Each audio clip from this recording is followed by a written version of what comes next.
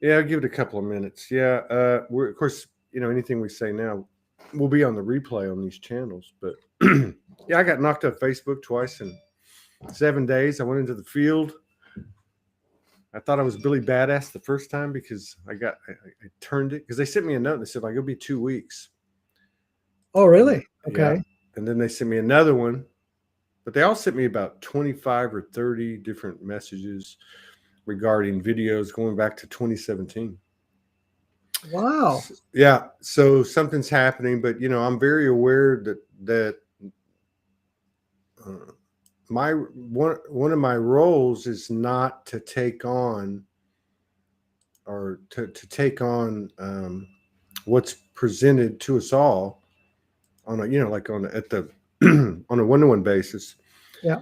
by the uh, I guess the methods and the processes and procedures from the paradigm that we're leaving or transforming from. Hmm. So things are becoming, you know, there's no alternative to working by whatever means. As I'm coming into this understanding of, you work with the energetics. You see everything as energetics. There's no. It's like the universe. It's subjective. You Right. don't have a charge. If you have a charge, you go to work. But in terms of like, I keep have been feeling that at some level, and I can only speak for myself. I have to look at it that way. I have to detach 100%. And what does that mean? It means everything. There's no exception. So, and I'm going to be very open about this, and because that's just the way it is. But I'm sitting here today with a driver's license that's expired Mm. over a year, two license plates that are now expired. I'm totally not in the system. There's really no trace of me other than probably my local expenditures with the PayPal debit card. And I'm sitting here going, okay, do I engage? Is it a hybrid of both? Do I focus more attention as I've been doing every night on teleportation and remote viewing? And I'm not saying like these are things. I'm just saying utilizing my abilities that are innate. And I think the audio is just breaking up for you, Pamela. It should clear, maybe refresh. But yeah. So and then I'm watching everybody, and it's a beautiful thing at the same time that it is a almost bizarre. you know, you know what I mean? I mean, Yep. it's yeah. So I knew today would be a big deal because it's I had a really good show with Julie. She's amazing. New Earth, information and the cosmology and the way things work. It's amazing how that particular collaboration is just you're doing 150 people on a live. That's got to be um, Mhm.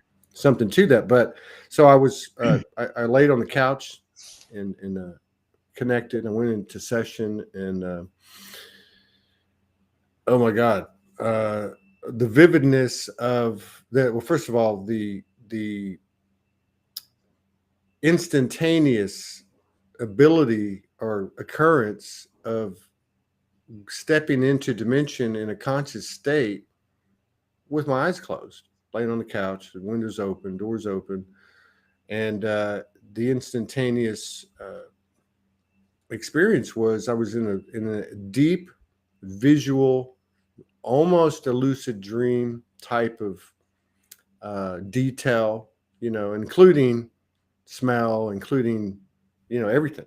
And I was like, wow. So I popped my eyes open. I thought, okay, wait a minute. Did I just see that? You know how you doubt yourself? And I went right Mhm. back into it, and there it was.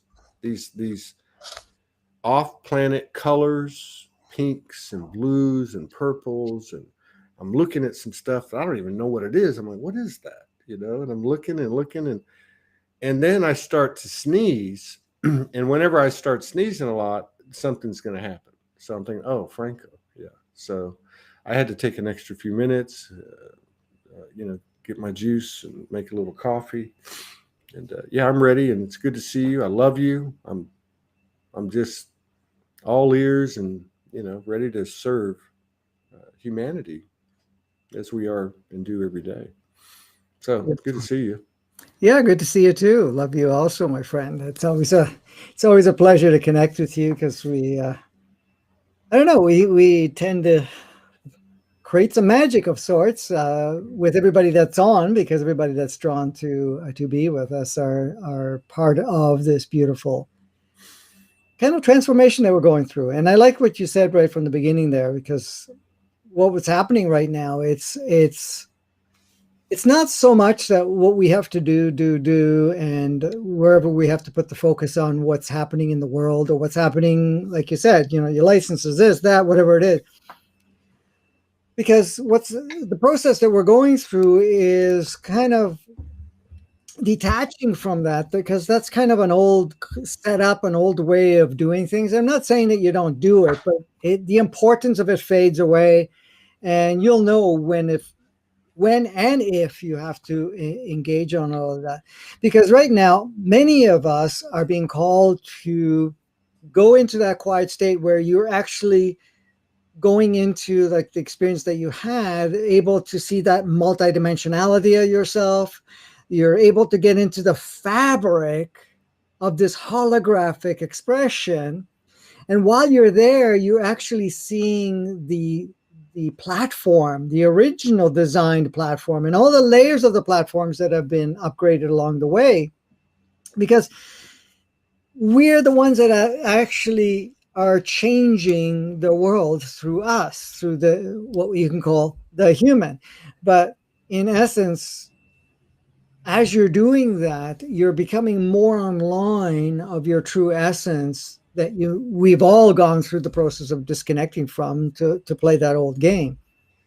So as we're going through all of this right now, we will notice the taking time to not only integrate, but actually to connect. And the thing is, what's happening right now and the amount of information that we are reactivating within ourselves and what is in the field itself, it's making it easier. It's almost like it's turbocharged in a way to push to push it in, but we're the ones that's opening it up. And as we're processing all of this, then you look at the world, and you're not only the view of the world changes, but the world itself becomes a little bit more transparent and much more fluid, so that you now see that you're actually the one that can change any part of that. And you can bring in any component of it, rather than seeing it that it's rigid and this is the only way it works, and that we have to work around that, what we have. So what I wanted to say is that it's no longer about seeing what we have to play with as a reference point. We look at what's there, but now we're going into what do we choose to change, what we see, what we experience, the connections and so forth, and what parts of it do I want to reactivate and bring back, like connecting into all of these, because many of us are using what we call parallel choice points that we have created, because we do create many different parallel versions of it. They're no longer parallel rigid versions. They're sampling plates of sorts. Like you're going in there and I say, okay, I want to see what this looks like if I make this choice. If I go here, I'll play with this if I go there, and whatever else. So you can kind of see all of those bits and pieces, bring any part of it, and then you actually, where your focus is, where you're actually going to experience it here collectively and personally, is on this stream that you're looking at. So you're able to see all of that more and more. What's happening for a lot of people is they no longer feel the heaviness and the restrictions of everything that's playing out. So the chaos around them becomes less and less impactful, and it becomes less and less real. And it's like just the background, which will fade away, because we're stepping into changing all of that and aligning it to what you are becoming. And each one of us is that piece of that new world expression and so forth. So there's so many amazing things that are occurring. And the realization that a lot of people are having at this point is the realization that the fact is what we have seen and what we are seeing and what we are experiencing does not have to have a hold on us, does not need to dictate how we do things, how we see things and play things any longer. So it doesn't matter if there's mandates or there's anything of that nature. You don't even have to fight it, because I notice some people, go into the fight mode, and it's kind of one of the part of the transition that we go through. And it's like, no, they're telling me what to do. I don't want to do it, and I want to fight it, and so forth. But what the realization we're having, what we are turning back on, is that that's just the movie that's playing out. And I have full freedom how much I engage, don't engage, and how I can change every part of it. So that, in fact, that it doesn't matter what is being projected, it doesn't become part of your experience. And you can dictate how much of it that plays.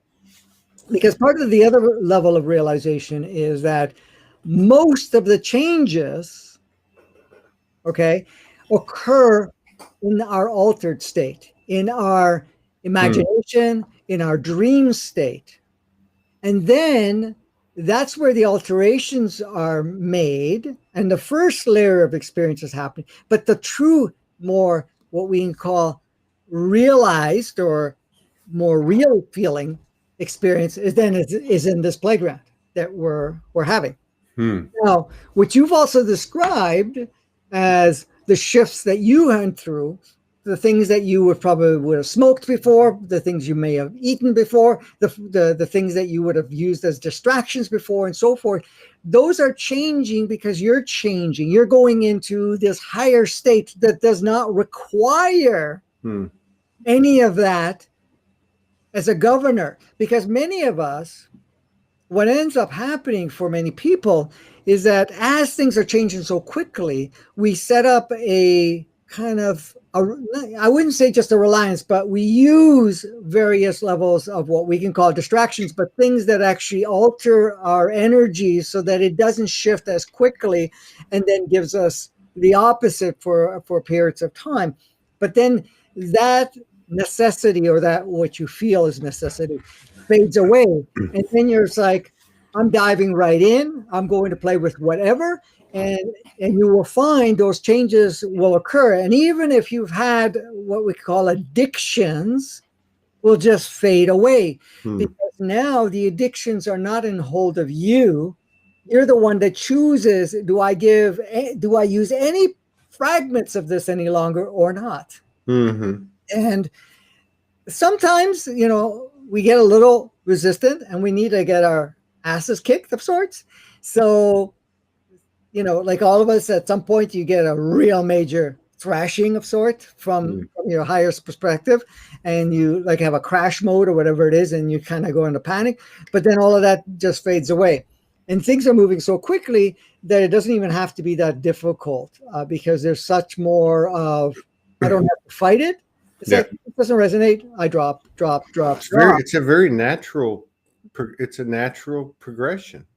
It's a very. It's not a discipline. It's not a fight. It's weird, but it's yeah. So yeah, that's you're always able to do that. Take the information, go, okay, here it is. So I wanted to ask you about something. Yeah.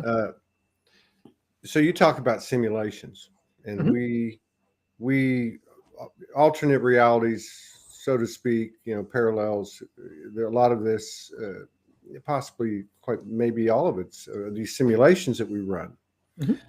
So used in the context of what I was talking about, and what seems to be the physical experience of this human being, I'm playing with simulations. Now, I'll tell you an example of this. Okay, so I was editing some videos, trying to find things, and I ran across the David Icke from January 13 when he first came on, and at the beginning of the show, I asked him a question, and he says at the end of his response, he said, "There's two types of people in the world right now, and one of them basically take whatever is offered to them, and they make whatever choices that they make, which is typically conformance and I guess if you want to call it alignment with that, which he goes on to say is presented obviously by governments and such and all that."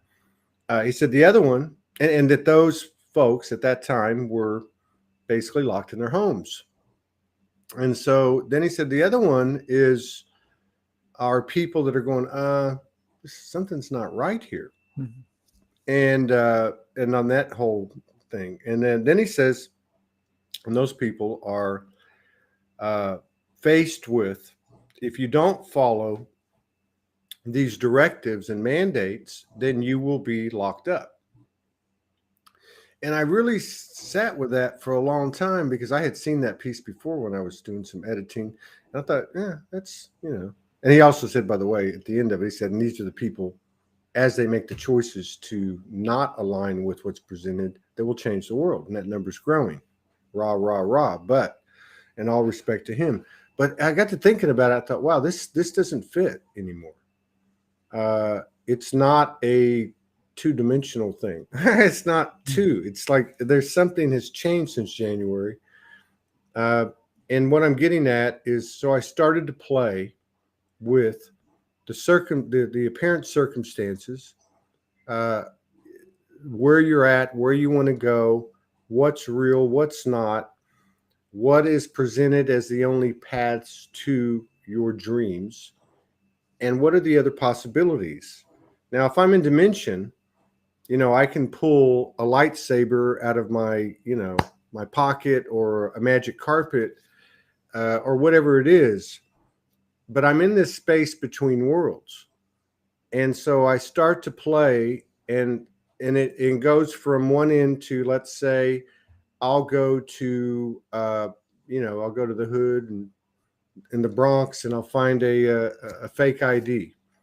Or I'll go join the Merchant Marines and jump off the ship somewhere, and do what I want to do. The whole idea being not specific to this individual, but more of a collective kind of new pathways.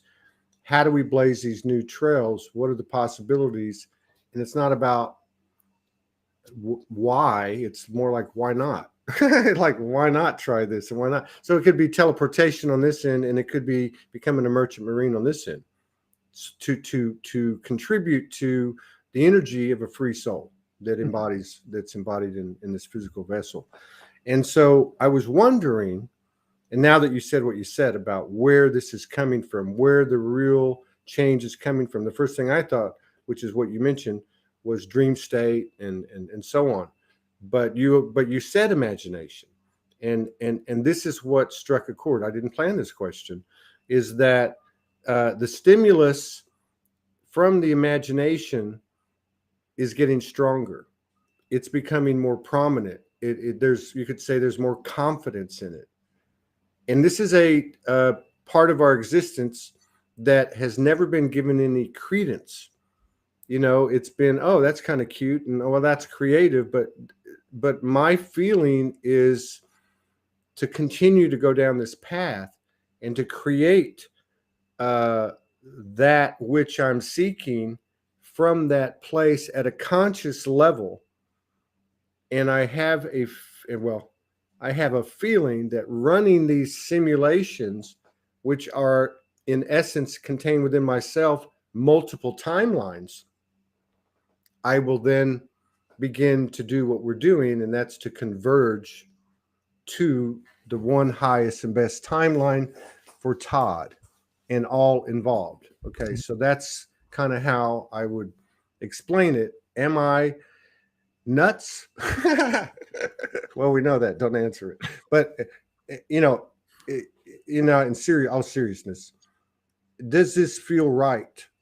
Is it possible?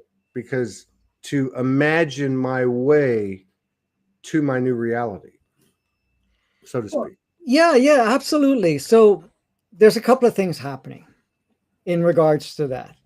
Yes, you're right about the simulation. And we use the simulation. We do a lot more simulation than we imagine. Some of it is in the dream state, some is in an altered state, some of the simulation we're doing while we're doing your regular chores or whatever you're doing. We're doing simulation in that regard. And, of course, what used to be comfortable was one thing, but now it's outside of that. But when we're talking about imagination now, imagination, creativity, all of that stuff that we've been playing with, not only are we being, like you said, being urged to use more of it and to even get out of the boxes that we have created or patterns that we have created, to go beyond that. What else has occurred is that because we're getting so much more input and more being turned on of ourselves, that the capacity of imagination is reaching new levels. And the old stuff that we would imagine that was really involved in the old inverted world, or was involved in what we call manifestation, because manifestation is using what we already have been using and created a pattern for. Where when we're going into the dream state, when we're going into the imagination state, when we are creating with those two combinations and the extra, like I think Jason calls it data point, but really it's more access to yourself and to your sourceness, that expands. And as you're expanding, that level of imagination goes into realms that you didn't even imagine before, or even gave credence to a possibility. Now, what seemed to be impossible is really, when the more we get accustomed to it, we see that nothing's really impossible. We may throttle it down for periods of time to give us integration time and to respect other aspects of ourselves as we're playing, but we're not going to actually stop it and say this is all we're going to do. We're just going to keep inching away and expanding it even further. With that, we're also, with that imagination, you will see that your reality, the field around you, the scenery around you, the engagement of others, what actually becomes a focal point, it moves and reshapes and shifts way faster than ever before. This is why I think we've talked about it in one of the episodes, one of our conversations before, is that you can be having a particular experience, and if you just step back for a few minutes, just reconnect with yourself and imagine something different and walk back into the same scenario, it's going to be very different. In fact, even the people that would have gave you a hard time is not going to give you a hard time anymore, because that is no longer there. Now, some people can call that a part of a simulation and say, well, I wanted to simulate that to do whatever that wanted to experience. But in fact, what's happening is that you are realizing that you have much more powerful to change things than we were led to believe, or have adopted the idea of what is possible. Now, people talk about changing the world. Well, yeah, we can do it the what we call two-dimensional way, where you either accept what's offered and comply to it and adopt it and get involved in it and do not question anything, or that you start questioning it. That's the other side. You start questioning it, you start judging it, you start getting angry about it, fighting it, and so forth. But there's a third option. The third option is using a fifth dimensional consciousness state, and that is looking at what's there, see how it matches, and say, okay, now this is what I want to create. So now you go into your imaginative state, and you now imagine a new world. So when you're doing that, you're connecting that to your source essence, and you're now reconstructing your reality to not only match you, but what also Gaia's offering, saying, hey, go ahead and unpack it, and then also the solar system and so forth, but also all our brother sister souls. So you're basically going into all of those layers and reconstructing. So that is the most efficient way to do it. And it is the way that we're being called to do it. So it's no longer about acceptance or fighting it and doing it the hard way. It is now going into this other state where you are now going into the core codes, the light spectrums, and you're making the changes there through imagination, through dream state, and so forth. Now, I know some people say, hey, if you don't fight the system, it's going to wipe you out. It's going to, crush you or put you in this box and whatever else. But I know this from a mind ego perspective, say, no, we either accept or fight, but that's your 2D thing. But the other part is, no, I'm the one that actually can change every part of it. And we're doing it together. So what do we want to create? What do we want to, bring in that does not have those restrictions? And not only that, when you go to that, you will come up with different ways that wasn't even imagined before or never even seemed possible before, because you allowed yourself, this is the thing, you allowed yourself to do what you said, natural. You're going into your natural state. The thing is, our natural state has been always using an expanded imagination, realizing self-creation and so forth. But then when the inverted stuff came in, it went into fight or acceptance and go back and forth. And then the polarity, the separation. But the separation also separated us, and this is kind of an agreed, separated us from ourselves, separated us from what we can actually do and who we are. We've lost the idea, and this is where we're coming back. We're going back to realizing who we are, that we are this source essence, that we are this creator, that we are here because we are doing what we're here to do, because that's what we do. It's our natural state. So we're bringing back our natural state to this reality. And that's how we make the changes. So, how we talk about there's a lot of changes going on. The energies are supporting us and so forth.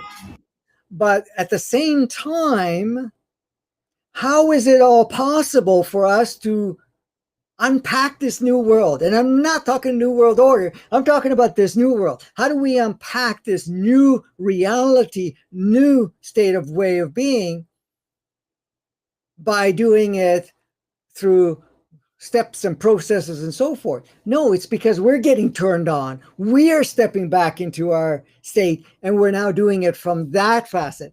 So a computer programmer can say, well, I can put enough filters to change all the colors, and I can, change the way that it's going to show up on the screen, and put a lot of different codes in there, or I just go in and reprogram it so I can have more vivid colors, more flexibility, more freedom. And that's the thing. So that's what we're doing, is we're going into our own software, and then the collective software. The collective software is the organic matrix. The organic matrix responds to us, responds because the organic matrix takes our upload, whatever we're sharing, and now makes it open for many others to use it, because we want to create a certain level of commonality as the playground, because we've come here to play together. And they're all aspects of ourselves anyway. Yummy. No, I love it. And you're right. You step into that field of imagination, and this is what I do. Or this is part of my evolution, is I go, wait, I don't have to bring that with me. That can be over there because it's now you're in the literal world and it still has this, but how real is that? I'd say to myself, how real is I've got a friend, Lawrence Wendell. Uh, I might have told you about him. 5, 6 years ago, he gets the download. He turns in all his stuff. He burns everything. He ends up going into jail 20, 25 times. He goes before the judge so many times, the judge finally says, you know what? I don't have an answer for you. He says, I'm a sovereign soul and I don't have a car, and he's currently in Mexico. He's gone to Canada. He's crossed the border as there's lines to show your papers, and he just walks through. And sometimes he gets caught, and sometimes he doesn't. But he's never backed off. I haven't talked to him in a while, but I see what he's doing, And and I go, he's embodying something for the collective. This is his part of the mission, and I'm tapping in and going, he's right. It's a little too radical for me, but it's somewhere between the two, right? So I see that in some way, and we talk about it. What you put your attention on grows, right? But so what does that mean? What you don't put your attention on, it dies. It goes away. Yeah. Well, So this is the thing, and I wanted to share one little piece to that. Sorry to interrupt. Is that you're absolutely correct. The thing is, for us to drop any focus on any of that stuff that, that this has to be this way or that way, is so natural for us. This is why you see the media and everything else keeps pumping over and over again. We need to be afraid. We need to follow these rules. We need to be restricted. We need to do this, this, and this. The reason there's so much emphasis because it's unnatural. We cannot contain it.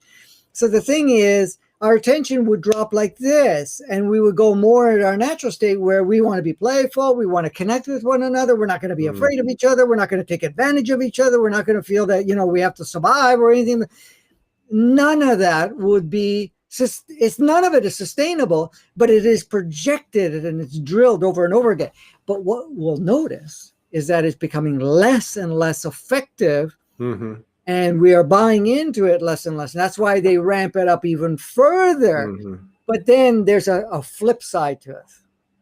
The flip side is the collective of us had said, listen, you can push all you want. And we want you to push it. But I want you to do one other thing. I want you to be so incoherent, so wishy-washy, so flipping back and forth, so apparent that we have no idea what we're doing, make it so visible that it is crazy to play there anymore, so that all other aspects of ourselves that are in denial still and are still holding back get to see it. Yeah. Look at all that's all happening in the world. Yeah. Every time they try to spin it again, it is even more insane, more nonsensical. It's more unstable. And every time that happens, it wakes up more people. It gives more people the opportunity to say, hey, I'm not going to feed or support this any longer. And they're stepping back. Now, so this is kind of what we're doing. We're doing this, and many of us may not realize it, but we're saying, hey, if we got to play with this, let's make use of it. Let's bring all other facets of ourselves online, or at least as many as possible. And that's how it's going and playing out. So the interest factors to comply is weakening. The interest factor of feeling fearful, because fear can be pushed to a certain degree. And then what ends up happening, you start to realize, F this, I'm not having any fun. And what's the use of being alive if I have to live in a box, if I have to live under a cage, that I don't have the freedom and I can't do what I want to do? I'm going to go and do what I want to do and F all of this. I'm not even going to go there. And that's more of that is going on for all of us. And what are we doing? We're just basically saying that I don't have to comply, I don't have to play, and I don't have to fight either. And I don't have to prove anything either. Because that's where where we feel natural in that regards. So the whole thing with us going into this so-called intensity, especially in the next few months, it's another strong kick. But the thing is, like, how we start talking about simulation, we're all simulating personally, but we're also simulating collectively. Yeah. And the simulated collectively is what we're seeing. And we're seeing it in different ways. A wave comes in and then it changes, and and those are just giving ourselves an opportunity to get our feet wet of sort and say, okay, how does that feel? It's not what I want to put focus on. So you make adjustments, and this is the thing: we're all active making adjustments, and it doesn't matter, if we look like we dived in and we're lost in the game or whatever it is. Many of us are feeling it. When I say many of us, many of the collective are feeling it regardless. That, yeah, I'm diving into this, but there's something that does not only not making sense, it doesn't resonate. You got a ickiness within yourself, and it doesn't matter how deep you think you're bought into it. Look at the people, and I think we may have talked about this, but it's worth reminding. Look at how many people have become evangelists. The evangelists of the jab, evangelists of these waves, evangelists of, the ones that have been and the ones that haven't. Why? Why is it so important? Right. Why did they give it any power? The ones that have made that choice and have to convince as many people. And in fact, they got to blame as many people because of the ones that didn't, or whatever it is. Why? If you ask yourself the question, all of us, if we ask ourselves the question, why is it so important to convince as many people as possible that they got to be jabicated, that they have to be like us? Because they bought into the game to a certain degree, and now it's like, I think I was wrong, or and I say wrong meaning maybe that choice wasn't great. But if I convince enough people, if I see that others are falling for it, then I shouldn't feel so bad about myself for making that choice or even giving it power.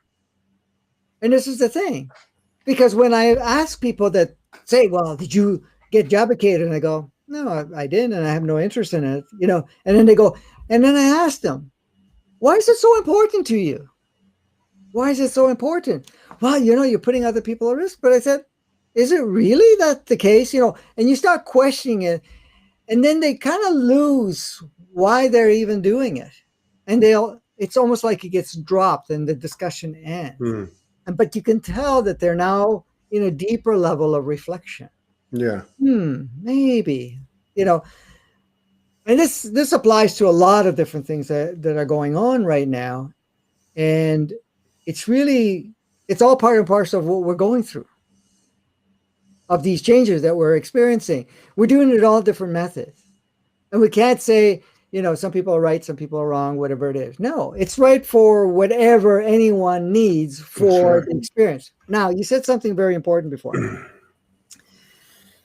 All of us are playing a role here. And all of us are doing it in different fashion. And we're going to take on different experiences. And we're going to take on different simulations for one thing, for one reason. Those levels of simulation all add up to what the collective needs to experience. But we don't have the time, because we're not making the time for all of us to experience the same thing. So each one of us are figuring a piece of the puzzle and loading it up. Another one figures that piece of the puzzle, loading it up. Now, they will have their own experience, and they say, well, okay, that experience wasn't all that great.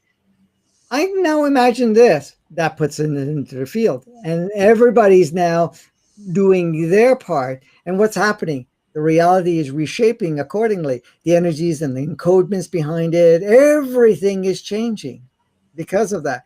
And we're all doing it, regardless. If you're active or an extra, if you're swapping souls or not, it doesn't matter. All of it is all part and parcel, all of this that's happening out right now. So when we say, well, what's true and what's not true, what is the truth? There is a fact, a baseline of how things actually work, but that was constructed for us to be able to play in this game. But we're going to give focus and we're going to give power to various ideas of truth to have a specific experience, to do a simulation, and then upload a more clarity, truth, or understanding into the collective, which allows everybody to have access to. And that's how we put the puzzle together. Each one of us is creating a piece of it and refining each piece of it. Mm-hmm. Yeah. Yeah. And it's interesting because what you said about the flip side of what's being presented or played out. Because it's, first of all, you have a newfound, I have a newfound respect for Joe Biden. Mm. And the reason I do is because he's the epitome. He's the point person. Just as Trump was the point person for the energy of let's rile this thing up and kick the can. You now have somebody who's the point person of the distortion, and it's very because I don't see a lot of people comment on it. You know, it used to be very polarized politically. I don't see a lot of polarization, which tells me there's not a whole lot of people putting stock into this energy called Joe Biden. Nothing personal. We're talking energy. But the fact is, all you got to do is watch 4 or 5 news conferences in the last 4 or 5 days because it's only getting worse. It's, from a human perspective, embarrassing. But from a soul perspective, from an expanding, awakening soul, it's perfection. So I look at that. And then the other thing that seems to be expanding as well, because I've mentioned it before on these shows with you, is, for instance, I see a headline, and you see many like this. Lawyer who represented so and so, which, by the way, has nothing to do with COVID or vaccines. Lawyer who represented so and so who refused to get the jab dies of COVID. Now you turn the page, and the next thing you read is 800 million military haven't taken the jab, and now it's been mandated by the chief director of whatever, whoever, CIA, whoever it was. And you think, oh, there's a whole bunch of people saying no, and they're putting that information out there. They're not damning them. You know, I didn't read the whole article. And then you see there's an outbreak in such and such city or region all of a sudden. And oh, by the way, 33% of those people that got it had the jab. So there's this conflicting information.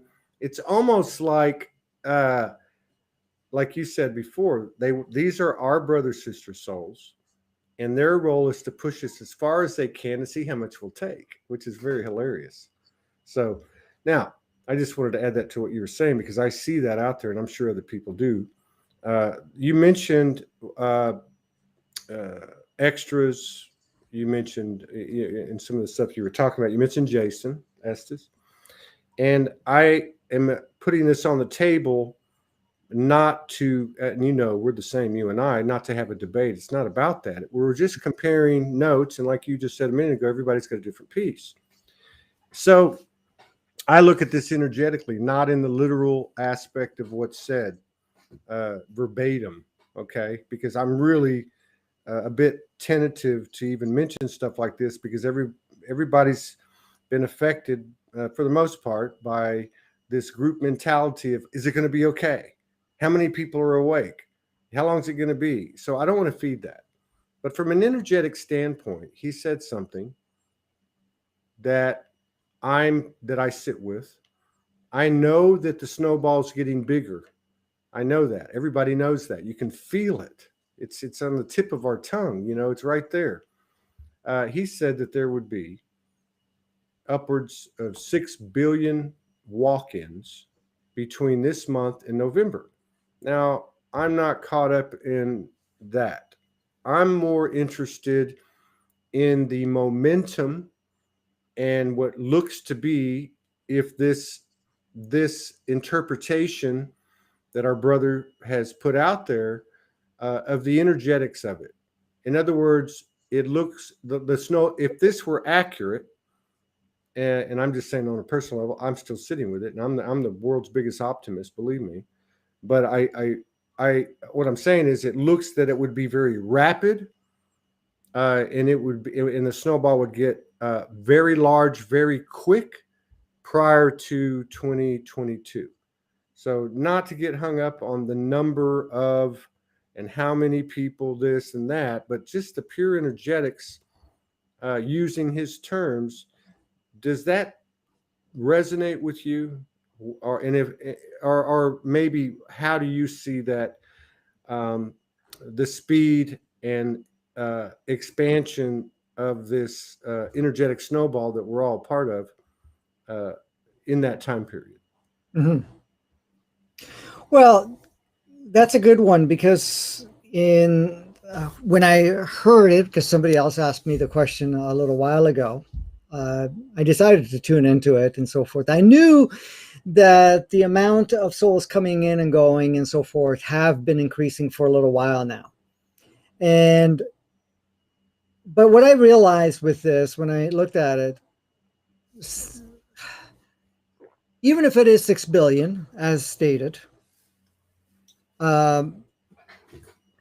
there's a couple of things we have to look at. And somebody may turn around and say, well, it's, that's going to advance things. Well, everything is advancing it right now, no matter what. Like, even going back to what you were saying to Joe Biden. I mean, he is playing a very specific role.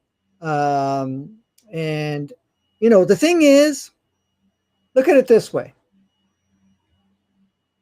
People have put a dependency on others, so-called leaders, so-called groups, to make our life nice or nasty.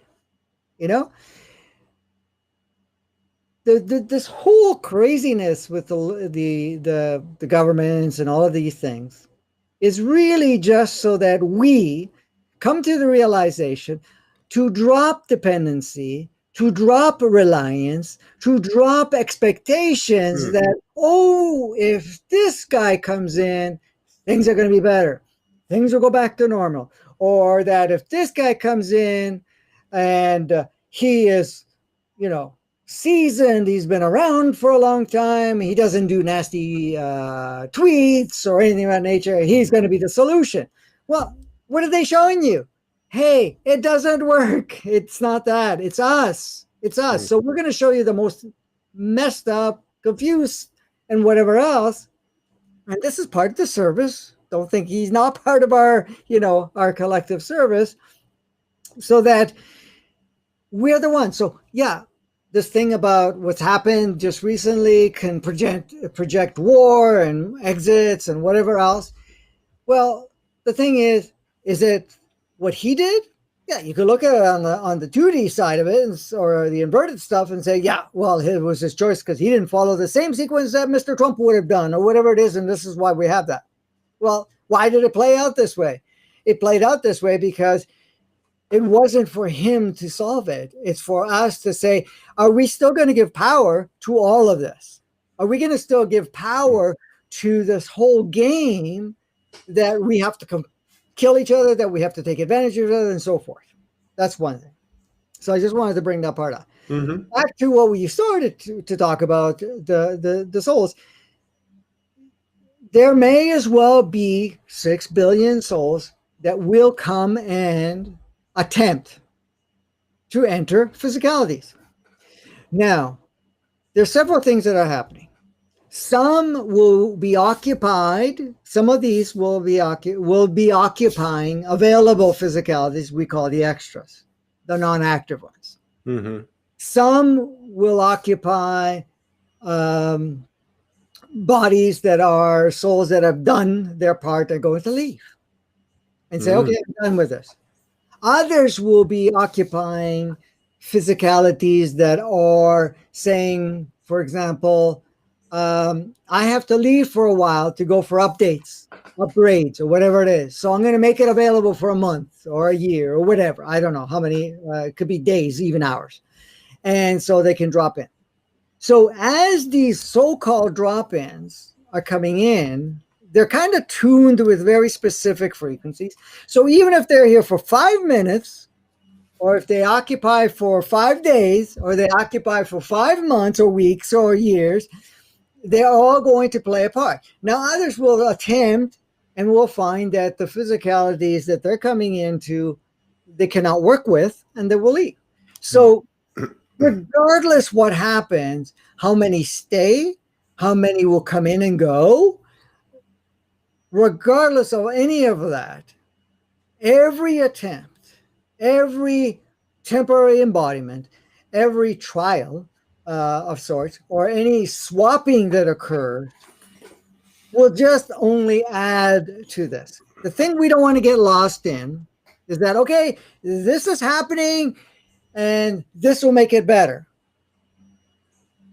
Yes, we may be setting the stage, we may be bringing certain parts of it, but it's not up to us to say, okay, I'll wait it out and wait for these 6 million, or even if it's 1 billion, or if it's only 1,000, whatever is going to come in to fix it. No, we are the ones doing it. No one else is. So no matter what role anybody, any drop-in will come in, it's still not done for us. We are doing it. Now, because we may be interacting with some more higher beings of sorts, and when I say higher, they're still aspects of us. They are still the same as us. They may just have different experiential realm, and they may have coming in from a higher dimensional, meaning a little bit more recognition to it. We'll only do one thing. We will be able to connect with that energy and bring self-realization that we have that same capacities within us, and we are actually going to turn ourselves on a little bit more. That's all. But really, it's us. This is the whole thing that has been discussed for years. Don't wait for a savior of, say, a deity to come. Don't wait for our brothers, sister souls as aliens or ships invasions or anything of that nature, or wait for a specific leader or anything of that nature. Because even the shift that they're planning, that we are collectively agreeing, which is having a council in place at some point, which is attempting to come out this year, before the end of the year, it's really just there to kind of provide guidance. It's us that are doing it. And we're not saving ourselves. All we're doing is turning ourselves on a little bit more. We're starting to realize who we are, and we're taking a more direct, imaginative, creative, dreamless state part of bringing that new world component in. One of the things we made very clear from a collective standpoint, don't come and tie our shoes. We want to practice and learn. Maybe give us a couple of hints, but we want to do it ourselves. And I'm just using that as a simple analogy. That's all it is. So we want to do it ourselves, because when we're doing it ourselves, we become more powerful. We get to see what capacities we have. We get to also dive into resources that we've had dormant for the longest time.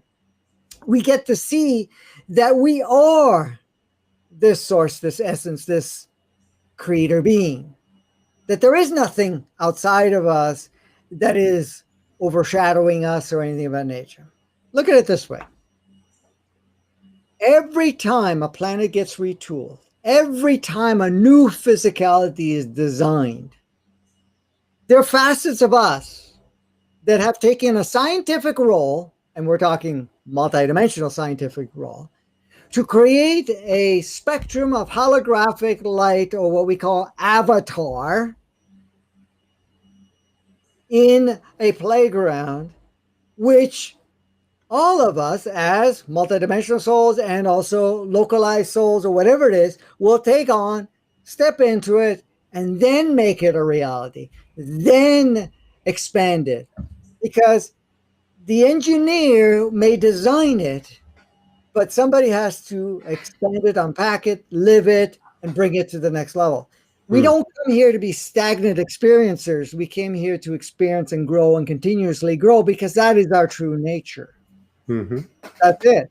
So saying, okay, we retooled the planet 15,000 years ago. We made these physicalities using 12 different DNA strands, 12 different species blends, and so forth. But what are we going to do with it? What are we going to do with it when we're here? What ratios are we going to activate? What are we going to create in our reality? So when the Matrix came along, it created a baseline. But how are we going to shape it? What are we going to bring into it? How are we going to upgrade it to match us as we upgrade? But we're doing it all. It's not outside of us. Mm-hmm. There is no puppeteers, pulling our strings. There is no deity saying this is how it works. It says these are some of your possibilities, and you have these capabilities, and you've kind of agreed to do so. So go ahead and go and do it. Mm-hmm. That's how it works. Yeah. And so anything that you say, or, anything that anybody says, I always look at, and I've said this before, I look at it a lot like getting your fortune told. They can be 100% accurate, but the minute you walk out the door, everything's subject to change. So it's really a trajectory or a snapshot with a, and by virtue of that, to have a general idea of what it looks like, where it's going. So that's what I look at. I'm not looking at, it could be a situation where there's 6 billion walk-ins and every one of them walk into me. Now, energetically speaking, the entire world is getting the same amount of this energy coming in, whatever that does or doesn't do. Okay. In the best of worlds, you go, oh, all these extra people are going to have individual souls now, and that 75-80% of the world is now going to be lit. And okay, that's not where I'm going. I don't even give a shit, to be honest with you. I'm more interested in, 13,000 years ago, we made a decision. The humans that were walking the earth didn't know. But what they did know is there was a big ass flood. And it's imprinted itself on our history and in our psyche and in our DNA. And it was, I guess, the beginning of that new era where here we are now. So I look at it the same way. If that were accurate, and I still as an individual sit with it, it's just a snapshot. It's just a download with a projection and an offering for our brothers and sisters that he's offered. And there's many, many around the world that I'm sure that this happens we're not even privy to. My question is that type, and I love your explanation because it doesn't mean they're going to stay. I mean, how many of us wanted to stay? So, who the hell is going to want to stay? You know what I mean? So there's a lot of things that could be discussed, but again, I'm just looking at the energy. Like that would be a substantial impact, regardless of whether they stay or they go. Mm. And not from a question of, oh, is this almost over? I mean, because regardless of who tells us what, nothing's going to change. The universe, because of our choice that we don't want them to tie our shoes, okay, is going to force us, or nudge us into a place of a greater self-awareness, and everything that goes with it.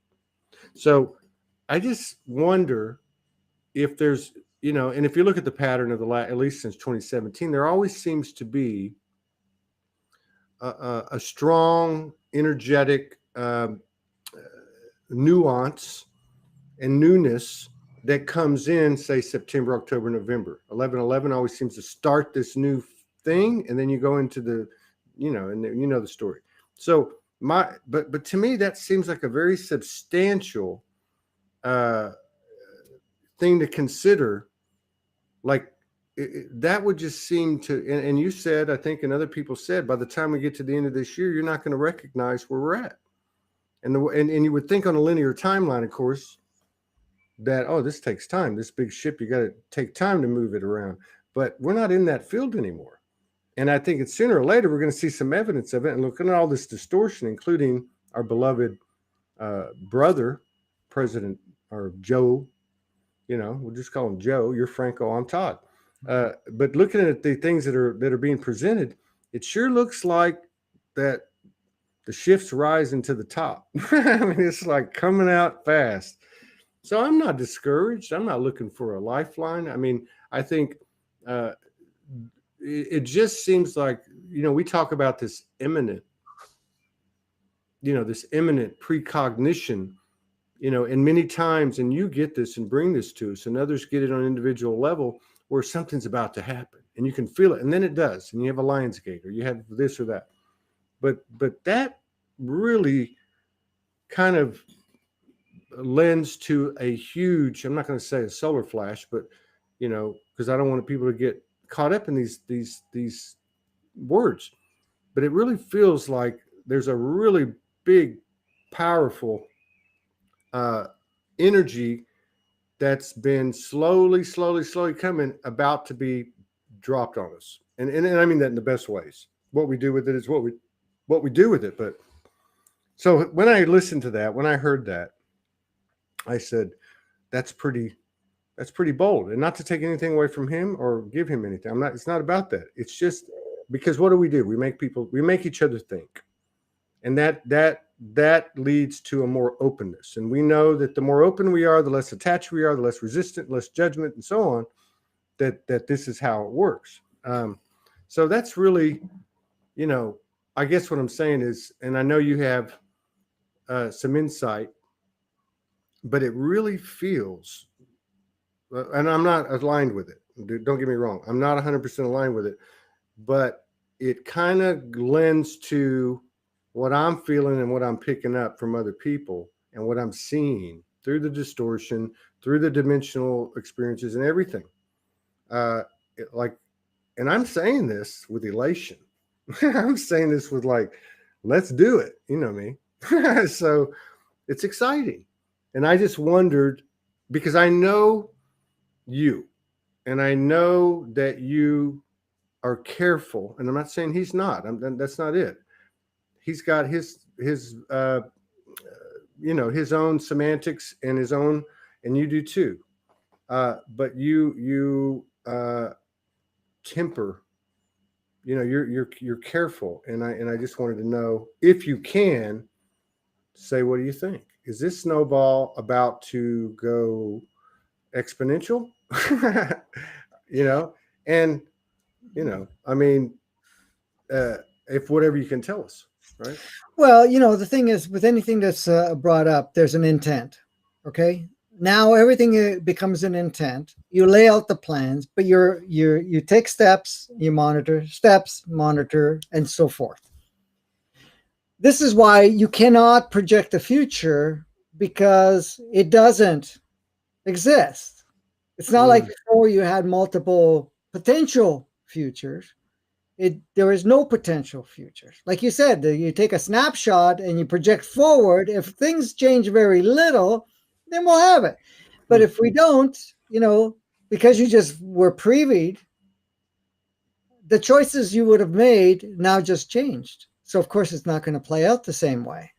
And this has been happening for almost 10 years now, where you cannot really project any longer. This is since 2013. It became so unprojectable.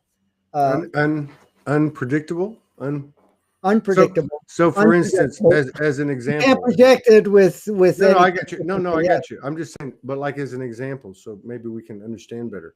Because I mean, you've been like this, you've always been this weird. So in 2013, you were doing the same thing you're doing now. Let's say in 2013, or maybe even a little bit sooner than that. if somebody in those meetings or in that field of communication that you dip into, if they'd have said, "Oh, Donald Trump's going to be president in 2016," I mean, did you really know, or was it even spoken? I mean, you know what I mean? And it doesn't have to be that, but have there been some surprises? Yes, there have been some of the things you're shared. This is just the way it's going to go, and it's going to work out no matter what it is. And then it seems like my surprise is, really, come on, is that going to really happen? And it does. But then at the same time, you also get, well, then as you're going along, when the next time came along, you get both. What surprised me also specifically was this whole COVID thing that came out, because I knew I was shown this in August of 2019. And it was in the works and whatever else. And they were showing me that this is the intent of what they're going to do. And also at the same time, what they intended to do, which was my brother, sister souls, all of our brother, sister souls, not mine, all of us, had said, we're not going to allow it to go how they intended. So we're going to dwarf it. We're going to change it. But they have a second spin. And the second spin is they're going to create an illusionary pandemic sort of thing. And then when I got a glimpse of what this high potentiality was, where people were going, I was going, come on, people are going to fall for this for that long and that deep and just keep going and milking it. It seemed impossible. My mind was going, no, really, come on, right? So when it did roll out, and it's still playing today, it was kind of a surprise. But, it didn't become a surprise at this point now, because at this point you see it differently. One other surprise that was the big one for me is that when I got a lot of intel before 2012 and what was intended to happen by 2017, of where we are now, minus the COVID thing, minus that, where we are now with this massive movement and so forth, this was supposed to be by the end of going into 2017. All of this where we are now was supposed to have already happened, for almost 4 years ago. Okay, so are you talking about our expansion or the stuff presented to us, or both? The expansion, the shifting of the people, getting to a more, where people are recognizing things more now, awakening more now, and, the chaos that's ensuing, all that was supposed to have happened at that time. So when it showed me all of that, that was, I had, at that point in time, I kind of dived in and I said, okay, well, something, that's their intent. I don't see why it wouldn't go. Now, there was a part of me saying, well, that's not that long of a time, 5-year span. It was actually 6-year span. And I go, that's a little short to make it happen. But anyways, that's okay. I go on. But then I noticed that as we were going along, delays, it was changing. And so I questioned every time I was in their presence and we were having a kind of a powwow together in the group. I said, well, what's going on here? How come some of the things that were staged before are not happening? And they said, well, the feedback and the simulations that we're having, people are demanding to slow it down because they want some more time to finish off certain things. I go, well, are you going to listen to them? Let's get the ball rolling, right? No. We got to do all of this. So there were several things that were taking precedence of delaying for the service of humanity as a collective, to give them time to kind of wrap things up. It wasn't until we got into 2019, the end of 2019, going into 2020, and I remember this happening near the end, the last few months, they said, ready or not, we're not stopping it anymore. We're going to never push it enough to bring the breaking edge or break people to that point, but we're no longer delaying anything. And I go, okay, great, But I remember I even talked about it in some of the shows I did, and I remember those ready or not, we're moving, and things really ramped up, especially when we get into 2020, and then of course 2021. And where we are today, things have really ramped up, and nothing has backed off. In fact, it seems to be, taking up even more of a speed. So the stuff that's unfolding right now, and even what we were talking about earlier, dropping some, those are intents coming. The intents are put in, and then they're monitored, and if it needs to adjust accordingly, it will. Okay, so putting ourselves and saying, okay, we're in motion, let's do what we need to do, whatever it is. But the thing is, one of the messages I have received over and over again from my higher self and from any other interactions I've had, get this: enjoy the opportunity you have now for massive growth and massive completion and massive polarity and massive shifting, because this will not be replicated later again, ever. So it's like, instead of waiting for the next better thing, let's enjoy every part of it and grow at the same time, and stop fighting it, because it'll move faster. It's not about the destination, it's about the journey. Mm-hmm. Because the journey never ends. We have to understand that the journey will never, ever, ever end. We're not designed that way, not physically and not as source. Source never stops expanding, growing, and reaching new levels of itself, because it's not stagnant. Nothing is stagnant in any facet of design. Everything is perpetual motion, perpetual expansion of sorts. This is the thing. So we're expanding. Enjoy each facet of the ride, instead of, if you enjoy fighting it, and fight it. But when you don't enjoy it anymore, don't fight it. Flow with it and expand with it. So don't wait for the dream to come. Keep living, projecting, and experiencing the dream each moment, the imagination, every part of it. Yeah, I like that. And that's not fluffy love and light shit. That's just, and so, not to say that I'm here or there. I'm just saying what I was talking about with Biden is a good example, because like many people, Trump was entertaining. He was engaging. There's some good and there's some bad with that, whatever, but it is what it is. And that energy that was represented by him served a purpose, and I guess still does to some extent. But now I look at Biden, and it's exactly what you're saying. You just basically explained my feelings, which is, I have a real appreciation for this. It is a window. It's an expression of the mastery of us all, and it's laughable, but not in a no longer in a sarcastic or superiority kind of way. It's actually laughter, as in we took ourselves too seriously. It's a beautiful thing.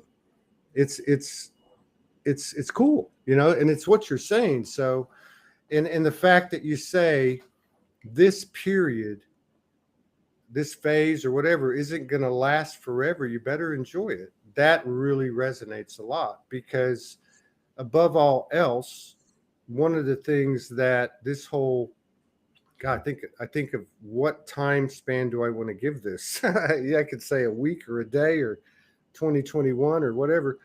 But one thing that really stands out is the connection and the correlation between gratitude, because you cannot fake gratitude. The universe knows who you are, right? I mean, you can't fake. But so to be in any circumstance, no matter what it is, and to be able to find some gratitude, it really isn't that difficult. We're freaking gods and gods in the flesh, for Christ's sake. So, but what I'm trying to say is there is an immediate payoff. Today was an experience for me, from early this morning, talking to one of my kids, 3, 4 in the morning. And from that point, there was again this natural kind of rhythm that by hook or crook or whatever's happening, it's becoming apparent. Just it's apparent that my body likes this organic juice. There's this other thing happening all the way around. It's a parallel.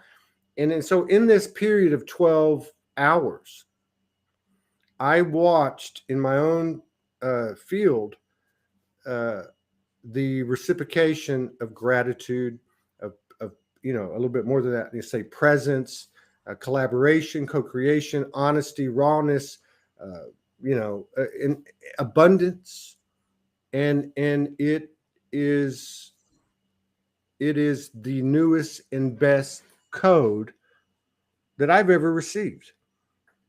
And it was only in this 10, 12-hour period, which is culminating with you and the sneezing before it happened. So I knew this was going to be a supercharged kind of thing. But this is what you're talking about to me. This is, I don't know. There's nothing more powerful to me than full transparency, which requires vulnerability. And that requires presence. And how can you be the highest potential of that which you are made in the image of if you're not present? It's like taking your kid down to McDonald's or the carnival, and you got your head up in the, it doesn't matter if you're up there on with Archangel Michael or you're thinking about your career, you're not with them. Right? So and again, it's laughable because we come full circle again, and I love the way you explain it. And I feel that what you're putting out and those like you is really occurring in real time. And that's why the code is so powerful. And I also know because my Kundalini just goes and goes and goes. Anytime it used to be tones, and now there's physical ramifications every time I'm in or around this energy. So, and I know I'm not the only one. So, thank you for this brilliant explanation, because there's so much discussion, and there's been so much discussion about who, what, where, when.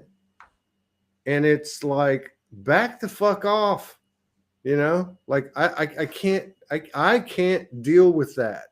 I'm no longer going to be Atlas carrying the weight of the world on my shoulders. I want to be that which we are, which is what you say. We're here to play.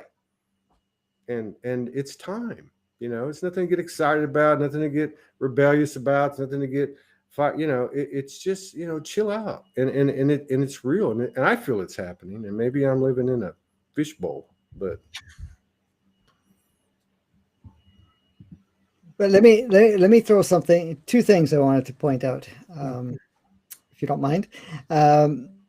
One of the things that it just reminded me as you were talking away there, that one of the things that was presented as a collective with our brother sister souls that are kind of working with us, and this may relate to what we were talking about earlier. Instead of delaying, like, remember when I said ready or not? One of the other things that I wanted to mention, and I kind of slipped my mind, is you're either in it and use it to the max, and then when you're done, get packing and go. Meaning to the multidimensional soul, possibly the human entity, whatever it is, because we're no longer delaying anything. We're going to keep moving, and as fast as we can, we'll push it as fast as we can. So I just wanted to add that part. The second, this is a question to everybody. Where has there been more growth? Just a question to reflect. Where has there been more growth? With Trump or Biden? Touche. Right?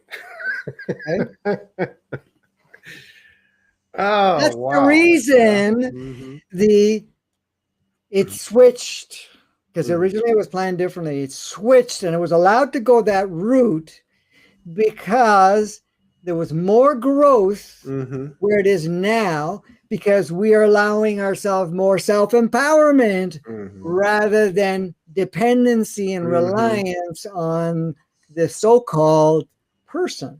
And I'm the not answer, saying both are- the answer is Biden. Mhm. Just so their clarification, and I still remember verbatim what you said 10 days before the election. We still don't know. We all of us have not decided. But you said if we go down the red road, it's going to be a slower process. But if we go down this other road, it's going to get messier, but we're going to see the truth unveiled, and the deconstruction is going to come much quicker. Yep. Now, had you said at the time what you just said, I probably would have went, no, what are you talking about? And I've agreed with 100% pretty much. But it's true. We have grown more, not even close, in my opinion, in what it's been, 8 months. This has been phenomenal. This has been, and again, that's part of the reason that I asked the question about Jason's, his what he shared, because there's something happening so fast now. It doesn't feel like the same ascension line that we've been on. It feels like we went like that. And it's like, a lot of people talked about in integration, an integration period. And I think you spoke to this one way or the other post Sedona. How that was, mid-May, something occurred, a couple of weeks to integrate. Todd, it was the perfect time to have this thing. And then, of course, June, July, and August, I don't have to say anything to anybody. You know what I mean? Because everybody knows what that's been. But it's just, and if that is the reason, or one of the reasons of what created this acceleration, this supercharge, it makes perfect sense to me. And in fact, whatever we've experienced in this previous 8 months since January the 20th, I feel like the next 8 days will be a lot bigger than that. I mean, I'm being a little extreme and exaggerating, but it just feels, it doesn't even, it's so natural as well, because I've heard a lot of people say this. They'll say, oh, this is happening to my body, and this is happening emotionally, and this is happening. And then they'll say, but you know what? It feels really good. It feels really nice. Like something's okay. Just yeah. Beautiful. And this growth that I was talking about is not localized to the USA. It's it's global, because all of it is interconnected. All of it is interconnected, because there's more being exposed everywhere because of it. So I'm not saying, it's just all depending on that. There's so much to it. Even this so-called pandemic and everything else, it's not only a wake-up call, but it's also giving us the opportunity to make more growth, to self-realization, to no longer rely on rules or what anybody is projecting and so forth, and making your own decision, becoming more self-empowered, more self-directed, more deciding, hey, what do I want to give power to? What world do I want to live? So it's really, everything is playing out for our service. And if we get to a stagnation point, you have some options. You make your body available and another drop-in can come in, or the fact that in one way or another you say, okay, I'm going to exit out and that's it. You're not going to be here, in that so-called avatar, but you always continue to exist. So all of this, the way it's all playing out, it's so amazing to just to sit back and observe it. I mean, yeah, the ego can get in there and make it look like all hell's breaking loose.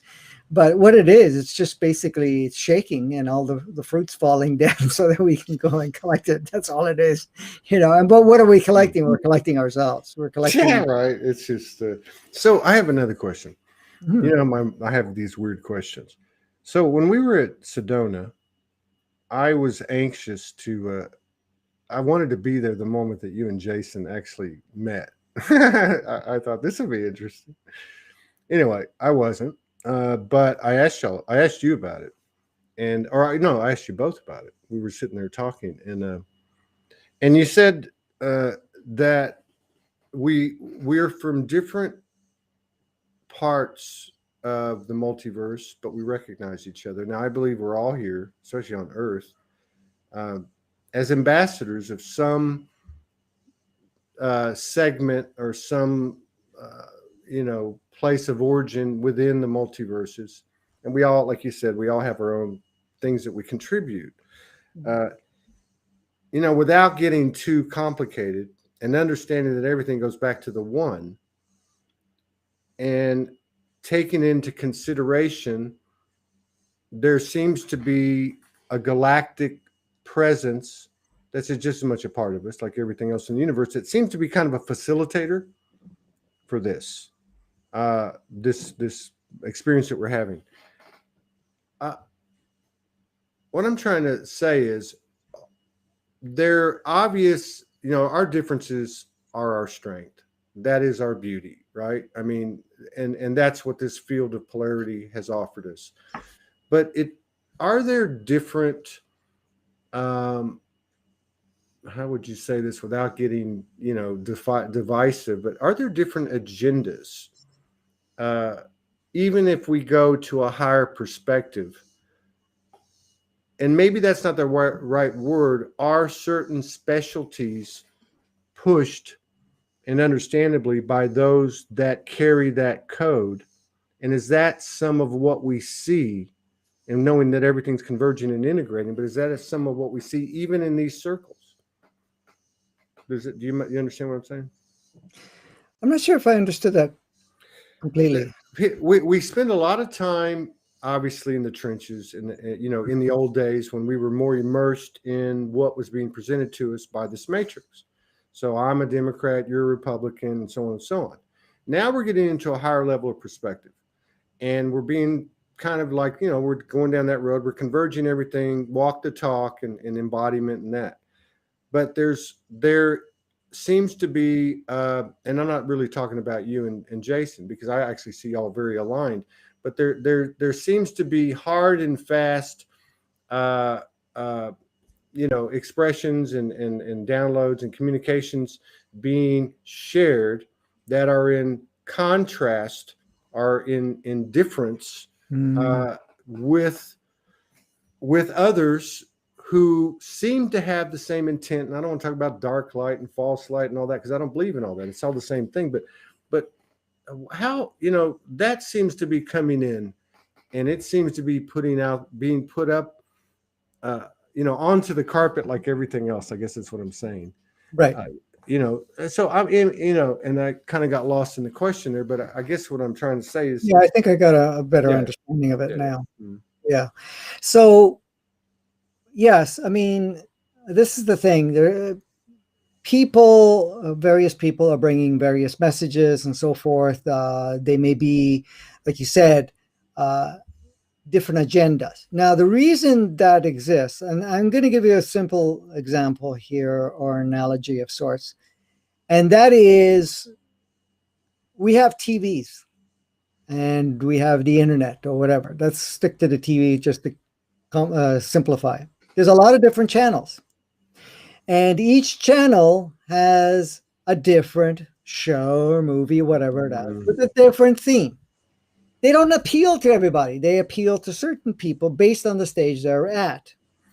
So there'll be a message there. They'll get what they need to get. And by integrating that message, they will align with that message with their experience for a period of time. And eventually they may not be interested in that channel anymore. They're going to change the channel. So because of the design of things, you're going to have multiple versions of projections or sharing that various people will interact with and use it as part of theirs. But the thing is, whatever is being shared is going to trigger or remind you of facets that you need to be reminded of and that you're going to use for yourself for a period of time. Could be long-term, could be a short period of time. I know that when I started sharing information, just to bring myself into the thing, and I'm talking about my multidimensional soul, it is from a whole different universe. Okay. And that universe has already done a lot of these experiences, not the same because there's no duplications whatsoever, but it has had opportunities to play whatever. The only reason the soul came back to this universe because it was originally involved when the retooling was done. It has done a few retoolings, but this was the last retooling it did 15,000 years ago. So it was involved with a group of engineers, and it retooled planet Earth, re-encoded, wrote a whole new matrix, connected the matrix with the other planets in the quadrant, and also aligned a sequence of unfoldments or sequence of reactivations to allow planet Earth to be able to go from organic 3D all the way to organic 90 over a period of time or a period of sequences. Then, of course, it was involved in designing these physicalities and so forth, and then put it into action. And it would come every so often as a drop-in just to kind of check on things and whatever else that was going on. So since my return, and when I say my, it's not Franco I'm talking about. Franco's the avatar physicality that is referring to the human. As much as it has had some modifications, it's still very much aligned to what the humanity all shares. But when it came back, it says, okay, we're going to reactivate as much as possible and make whatever changes are necessary, but not to do it for everybody, but to remind everybody, because everybody's got the same codes within themselves, because they all got planted with the same codes and so forth within, so that they will actually get back on track and go from the inverted matrix that got put in 10,000 years ago back to the original organic matrix, and also to bring it back online in moving in dimensional consciousness and so forth. So when I came here, or when my soul came here, most of everything I shared was never, ever polarized.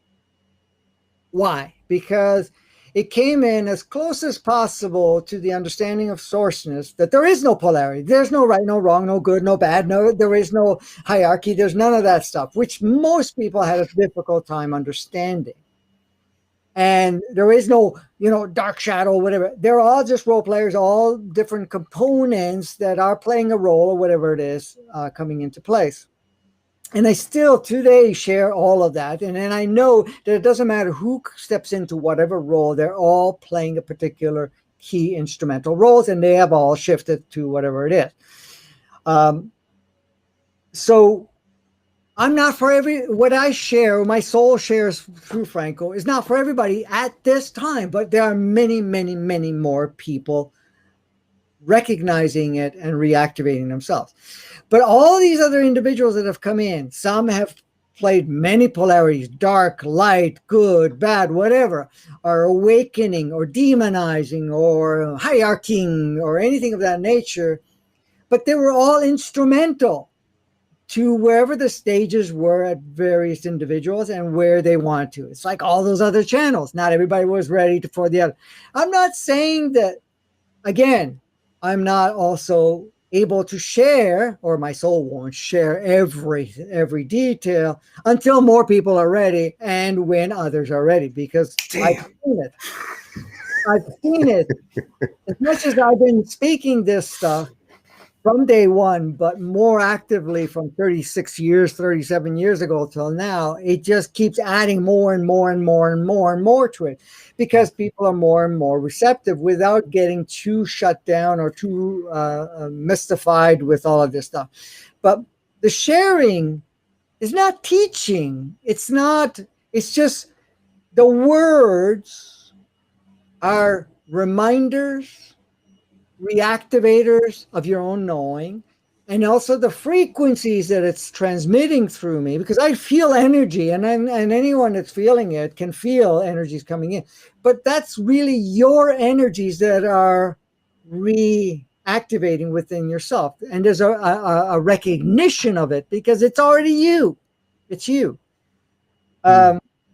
Now, there's been beautiful souls and are beautiful souls on the planet that have already come in from really high vibrational frequencies, and it lowered it. It turned it down to play the game, whatever it was. So this is all reactivating all of this.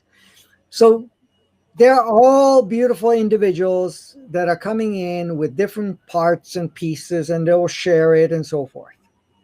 I remember when people were talking about the Ho'oponopono, when people were talking about, this dark light, light workers, dark workers, this, that, forgiveness, and all of these things.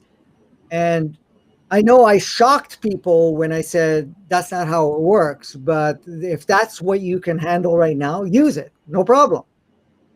But you've also noticed a lot of that has changed. Because even the Ho'oponopono used to have 4 parts to it. Now it's only down to 2 parts. Thank you. I love you. No more, I am sorry. Forgive me. Because those 2 parts were the bridge.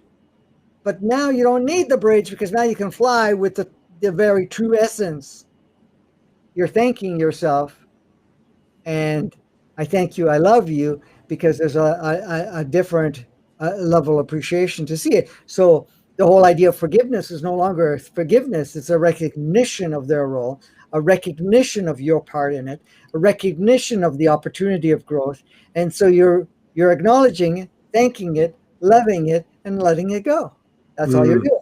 So I'm just giving you 2 little components. The fact of that we live in a reality that we do not need to play with all of this, and we can move it quickly, but not everybody's ready for that. So we do it in stages and so forth. So the stages are up leveling. The whole idea of, we're waiting for the saviors and so forth. And I've always said, listen, first of all, no one's going to come and save you. First thing, because we're there. But I have another part to it. There's no saving required. There's nothing to save. There's nothing to save and nothing to heal. Nothing is broken. Nothing is wrong. All you're doing is you're now shifting from one sequence of created experiences to something that is more matching because you've upgraded, and you're only upgraded because you're done with the other part. That's it. Right? Sure. And I remember 2 decades ago, I mentioned, forget about this healing. Don't go healing anybody. All you're doing is holding a certain energy that they recognize and embody, and they reactivate within themselves, because there's nothing to heal. You're not healing anybody. You're basically reminding them that they have another opportunity to experience themselves in a different way than the way that they've been experiencing. Emotionally, same thing. You're not healing an emotion. You're not healing a wound. What is a wound? It's a concept, an understanding, and a belief that this role was perpetuated, and there's a victim-victimizer, and that now I'm damaged goods. No, you had an experience. Recognize the experience, and now you can shift from it when you appreciate and love it for what it is. Yeah, I may be scandalizing some people. Here we go. This is good. Right? Healing modalities. I understand everything's changing. The landscape's changing. Every day it's changing. But it would only make sense, and the sooner the better, whether it be that or any other subject around victim consciousness. Okay, so and then of course the thought, the discussions about where things originate, which we could say just from the human perspective, are thoughts, right?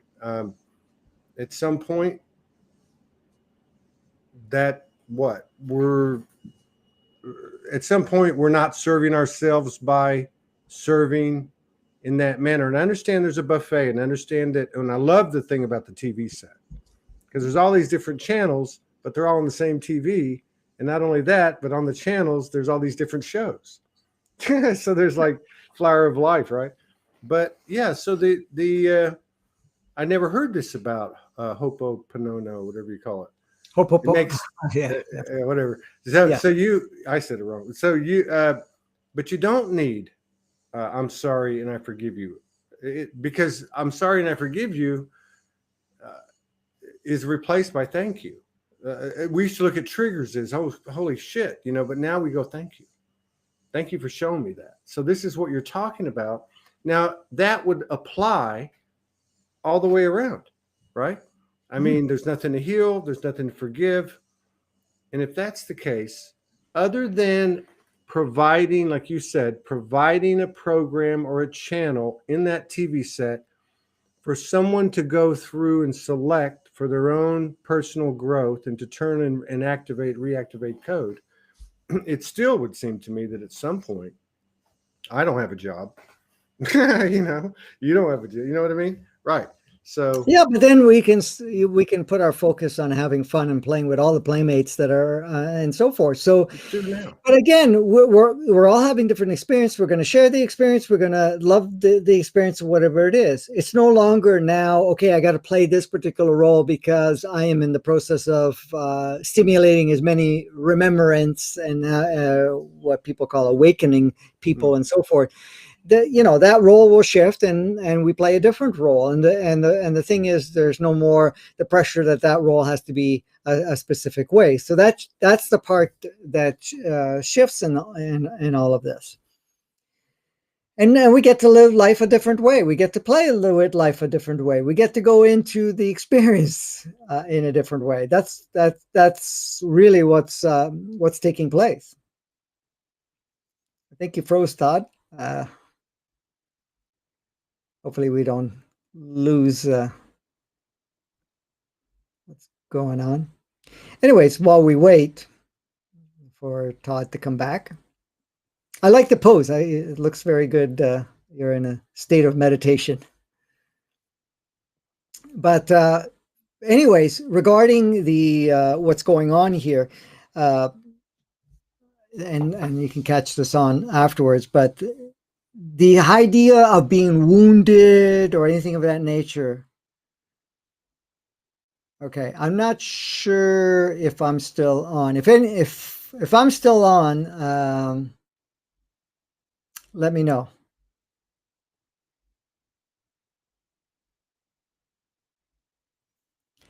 Because I lost Todd, but that doesn't mean this connection dropped, so he might still be on. You're still on? Okay, thank you.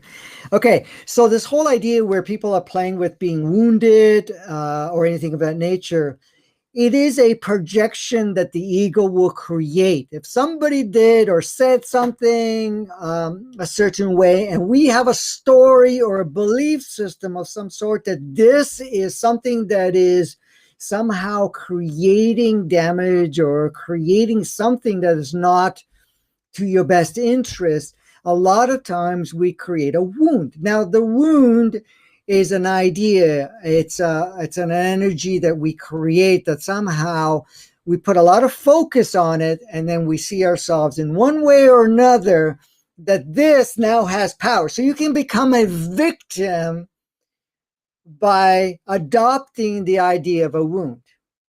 Because look at it. If you feel wounded, now that has power over you because you gave it power. It's not that it took it away from you. You're the only one that can do so. The ego can convince you to do so. So if somebody did something to you and you feel damaged goods or damaged about it, you agree to it, you hold on to it, you identify with it, and it runs you. and it will continue to run you. But that is until you say, oh no, I don't want to be run by this any longer. And then you can turn it off. That deeper realization that we may have will be very powerful to move through things very quickly. And this is one of the things I've shared for years is don't go in and look at what happened to you and try to dissect it. Why did this happen? Why did you do this? Why did you hurt me or anything of that nature? Because those are all concepts and constructs that kind of distract and throw us back into that other state. Because when we really, really, truly realize how this all works, then you now can shift things very easily and look at it and say, okay, that was an experience. I had fun with this, whatever it is. I acknowledge the experience. What did I learn from it? Not only what did I learn from it, what did I give myself the opportunity to experience I couldn't experience, but at the same time, what can I get as the gem out of that and plug it in as my reality? And now fly with that and use it in that fashion. So by looking at all of that, then you can see how all of that works and move through it very quickly. We have been taught for so long or conditioned for so long to give so much realism and power to what may have happened, what role we played, what role anybody's playing, or the polarity part, that the unraveling is taking a little bit more effort to unravel. But with everything that's coming through, it's allowing us to unravel a lot faster. So this is what's occurring right now, and it's aiding us. But we are aiding ourselves to make it happen. We're bringing it online. We're the ones that are giving the instruction. I know all of us are not conscious of this, that how we're unfolding everything. We're sending out the assignments to all the role players, immediate role players, and also the extended role players that we see in the collective and whatever is going on. But this is the thing, is when you come to that realization, then you take the opportunity 100% and say, okay, if anything is in my life, anything that's playing out right now, let me use this opportunity to gain whatever I require it and then move on, because I can let it go. I can just purge it. You're no longer attached to any of it. No longer has to give you any power. And that's how it works. So anyways, I'm hoping that I'm still online with everybody. And I don't know, Todd, if he's coming back or not, how long he's going to be, because I don't know when he has to get back online with another show. If he has one, I don't know for sure. But there's so much more. I'm going to look at some of the comments to see if there's anything that you guys want me to expand, and we'll wait a few more minutes to see if Todd comes back on. If he doesn't, then we can wrap it up. Oh, Todd's watching too. Okay. Todd's laptop has ascended. Oh, okay. You're on, Franco. Will pregnancy be an option? Absolutely. I mean, pregnancy is always an option. The only reason we have pregnancies is because we want to have that experience. Now, how it plays out eventually along the way, that will change too. It does not have to be painful. It doesn't have to be so laborful in the sense of meaning that term. It doesn't have to take a certain experience, because this is more of an experience we've allowed ourselves, because the entry point, as much as it looks like it comes through the woman or whatever it is, actually is a formulation that is not quite that way, but that what is being experienced, the whole birthing process, is for the individual that is actually the mother, if you want to call it that, that's going through that process. Now there is an engagement and all of that, so I won't get into all the depth of that right now. Okay, there's something about karma and things like that. I know I've talked a lot about this stuff here. as for the health issues and things of that nature that people are going through at the moment. Wow, there's a lot of questions, guys. Todd, if you could put a message up, if how far you want to go with this, and if you can let me know if we want to wrap it up today and carry on next time, you can let me know. Because there seems to be, I mean, I can go on for hours here with explanations. You know, can we talk about the ego? Can we, wow, that's fast. Oh, look who's coming back. And Todd's got a new look, and he disappeared. Here it comes, here it comes. The dragon. Dragon. All right.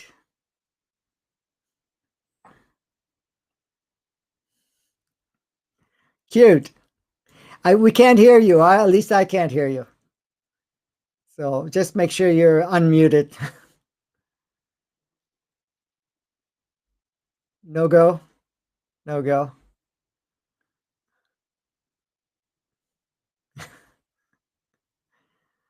Okay, Todd. Did you want me to wrap it up? You're the one that's at the controls here. I'm not sure what you're pointing at this point, unless you turn your camera. But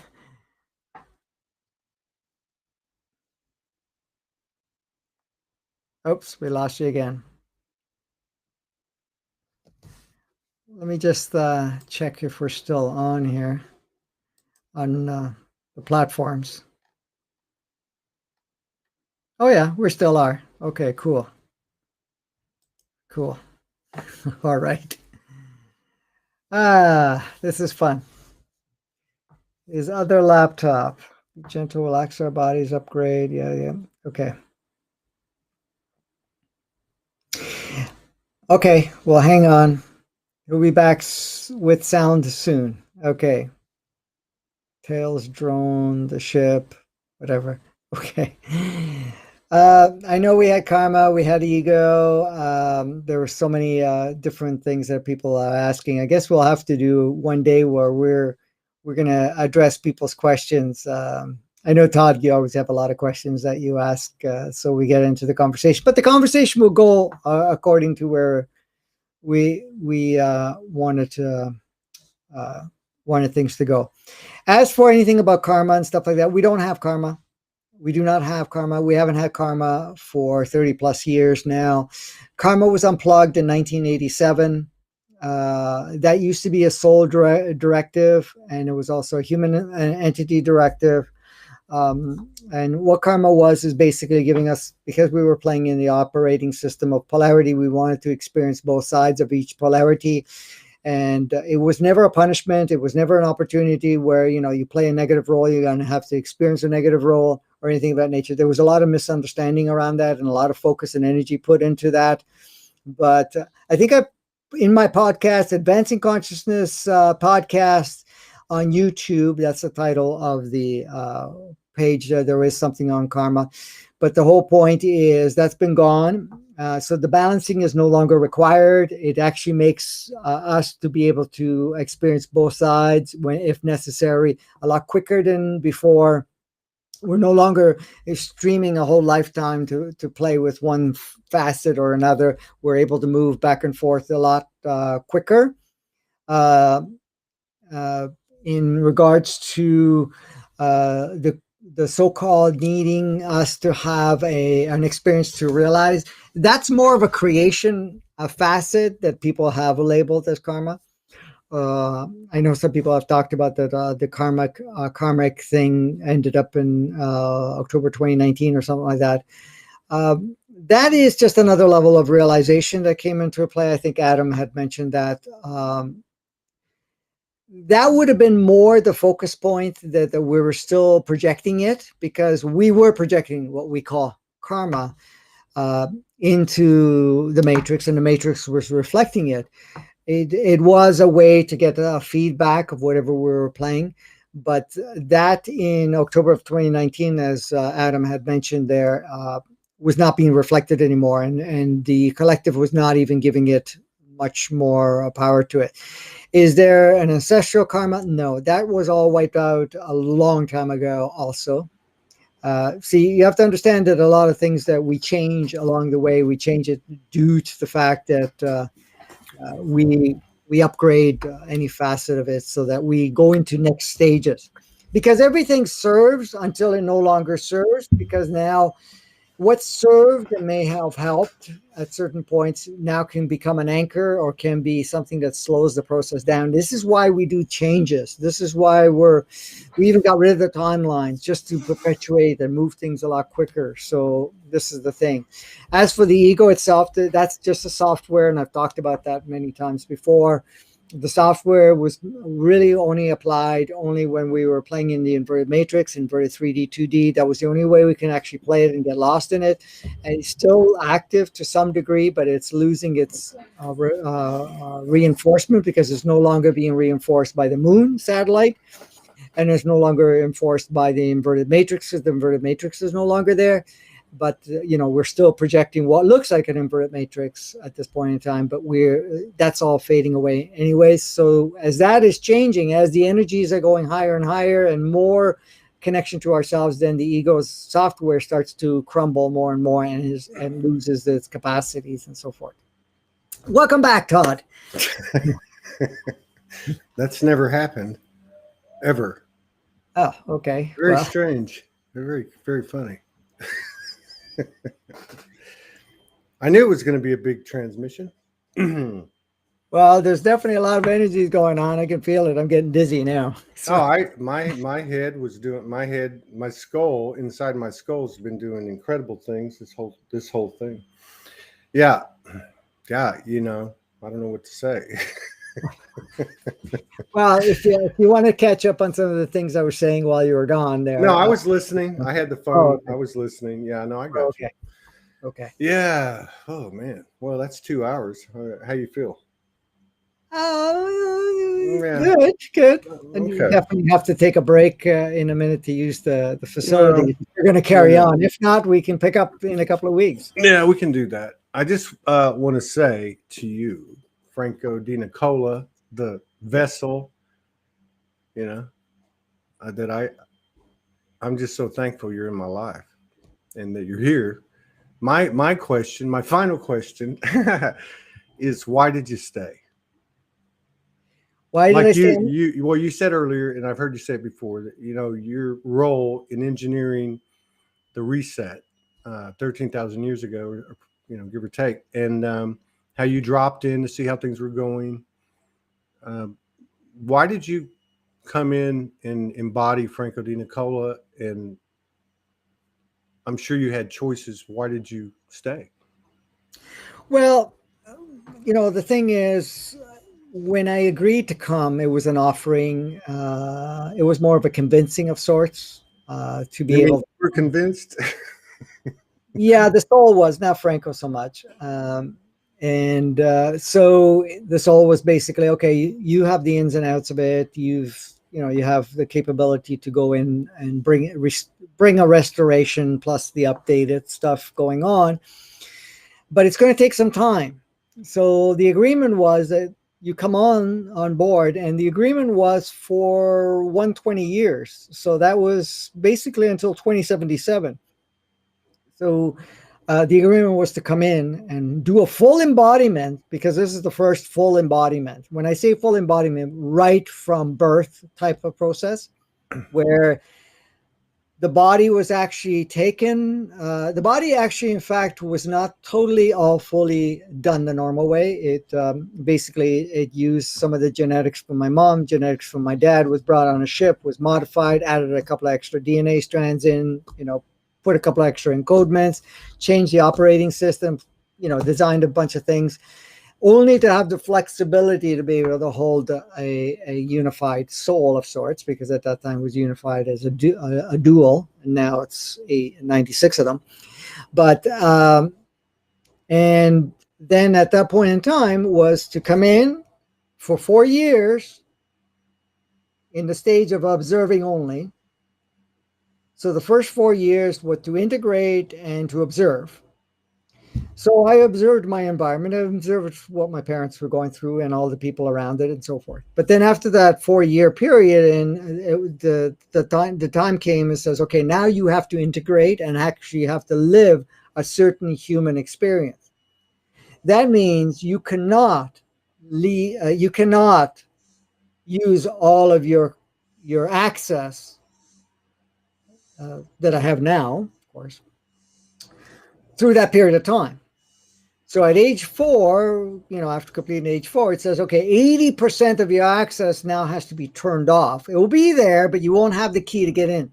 You can't have it freely stream. You get to keep 20% because that'll help you to be able to integrate and also do the back end work and all the other stuff that you need to do.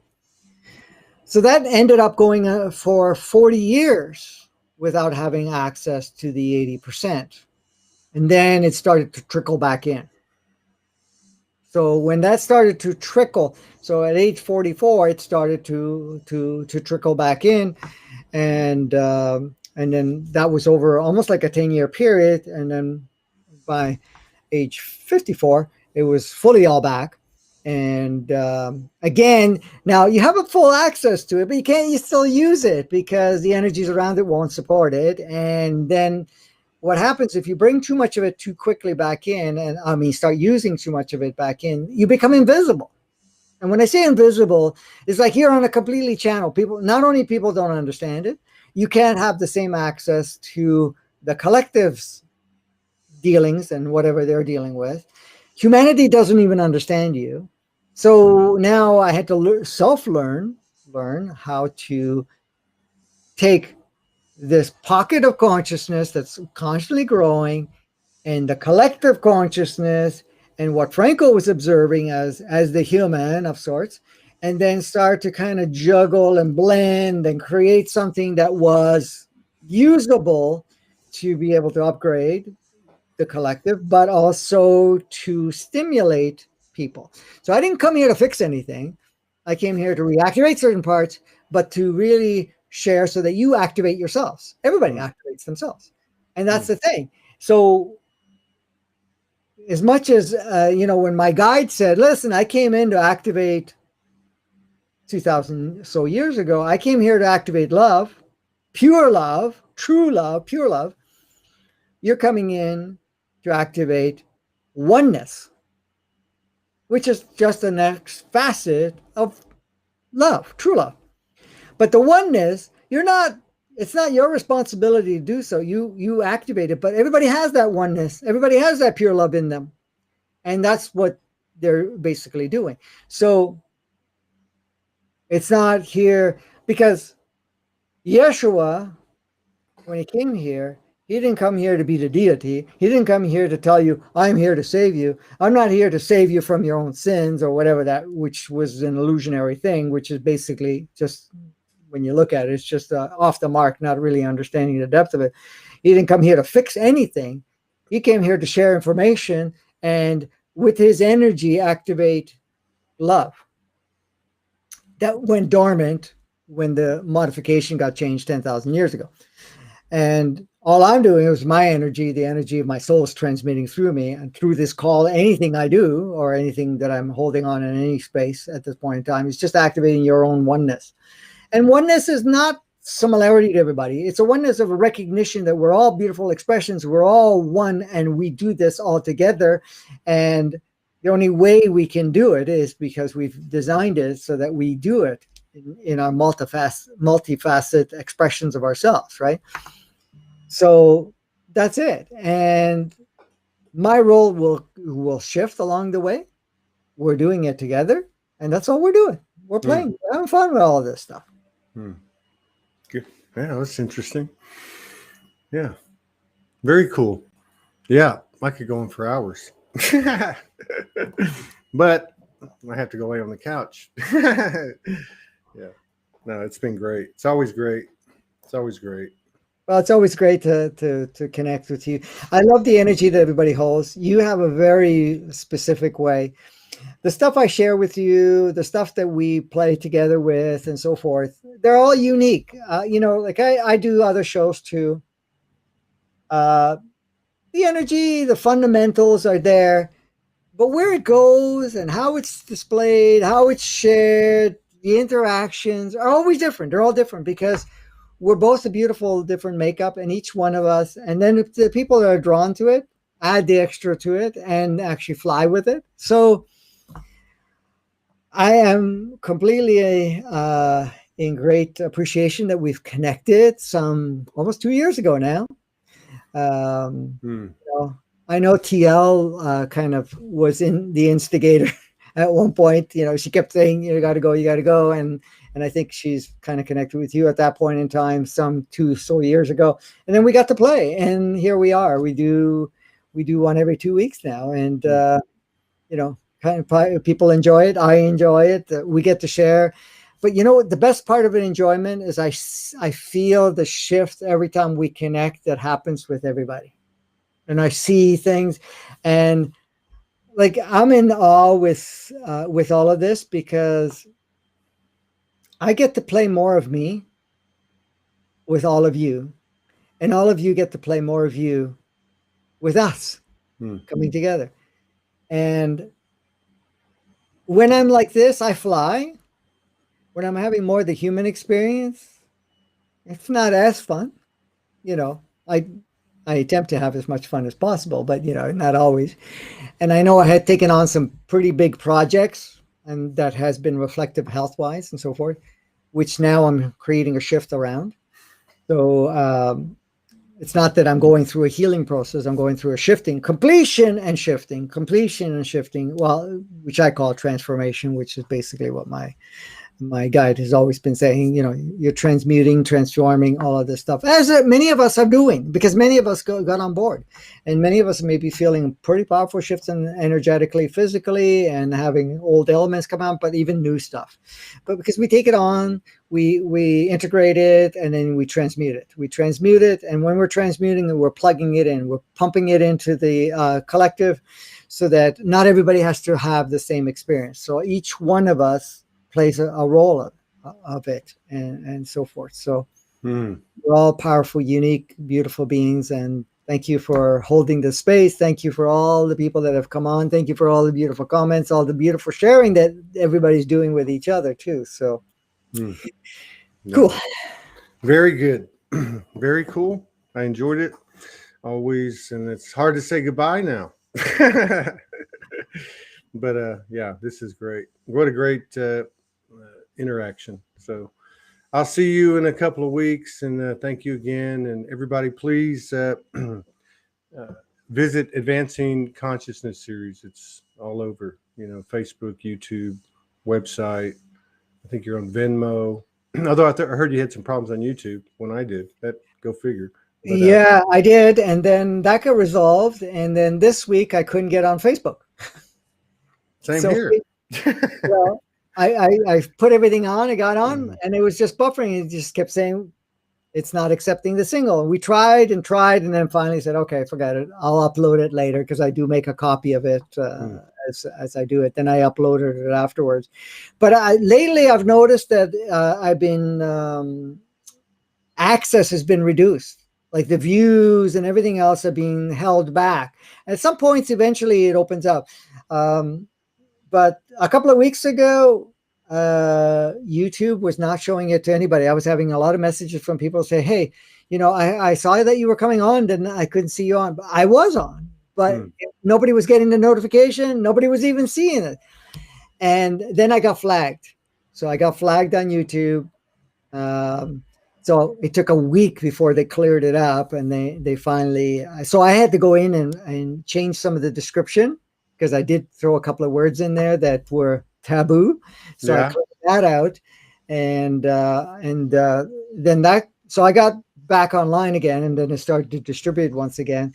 And then this week, and then I noticed Facebook was messing around with things, because it would be on and then it wouldn't be on. It would be on and then it wouldn't be on. And this week it didn't even want me to go live. Yeah. So They didn't want me on. whatever. So I got the 2 strikes on YouTube around the same time you had those issues, and then I got 2 strikes on Facebook. This, like the past week.